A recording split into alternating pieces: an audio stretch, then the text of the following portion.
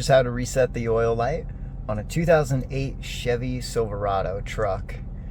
So this applies to any Silverado truck that has this setup on the side.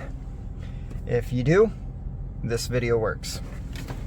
Alright, so we're gonna go off and go to the button where it's got the vehicle and the I for information. So vehicle information. We hit it, we go to odometer, go to next, keep going, and oil life. So if you noticed, it was right after the blank screen. So now to reset it, you hold the check mark. Hold down. There we go, all done. It's that easy. Thank you for watching my video, guys. If you liked it, please hit that like button and also subscribe if you want to watch more of my videos. In my description, I do have referral links. They have referral bonuses and ways for you to save money in life.